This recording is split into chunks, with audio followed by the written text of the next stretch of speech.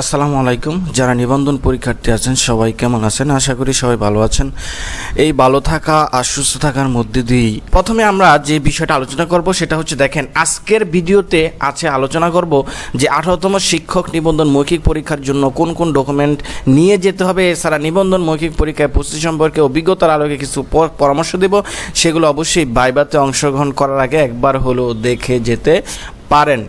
তো 18তম ভাইভাতে যে সকল কাগজপত্র লাগবে, তো প্রথমে আমরা দেখেন এখানে আসে যে ভাইবার জন্য মূল প্রবেশপত্র নিয়ে যেতে হবে, অর্থাৎ লিখিতে যারা টিকবেন ভাইবার জন্য তো নতুন করে প্রবেশপত্র দেওয়া হবে, ওই প্রবেশপত্রটা কিন্তু ভাইভাতে নিয়ে যেতে হবে।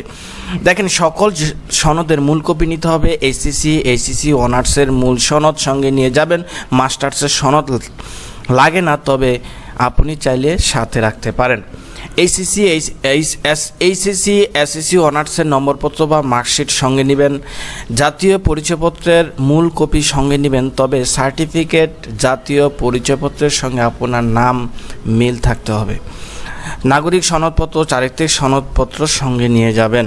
এইসব কাগজপত্রগুলো আপনি অবশ্যই আগে থেকেই রেডি করে রাখেন। ভাইভা পরীক্ষার জন্য বিশেষ পরামর্শ: মৌখিক পরীক্ষায় প্রতিটি বোর্ডে এনটিআরসি এর 3 জন এর বেশি সদস্য থাকেন। প্রতি বোর্ডে প্রতিদিন 40 থেকে 50 জনের ভাইভা হয়। বোর্ডে আপনার বিষয়ের একজন বিশেষজ্ঞ থাকবে।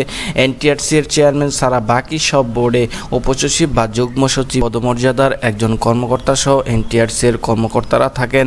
প্রার্থীর আবেদনের তথ্যের সঙ্গে ভাইভা বোর্ডের দেওয়া তথ্য অমিল থাকলে প্রার্থীকে ফেল করানো হয়। এই জন্য ভোটার আইডি কার্ডের সঙ্গে প্রার্থীর নাম, পিতার নাম, মাতার নাম যেন সনদের সঙ্গে অমিল না হয় সেদিকে সতর্ক থাকতে হবে। এবার দেখেন বিষয়ভিত্তিক প্রস্তুতির জন্য সমসাময়িক বা বিভিন্ন বিষয়ে প্রার্থীর নিজ জেলা সম্পর্কে ধারণা, গুরুত্বপূর্ণ কবি সাহিত্যিক, মুক্তিযুদ্ধ এবং বঙ্গবন্ধু সম্পর্কিত বিভিন্ন শিক্ষা সম্পর্কের পাশাপাশি বর্তমান অন্তর্বর্তীকালীন সরকারের বিভিন্ন কার্যাবলী সম্পর্কে ধারণা থাকতে হবে।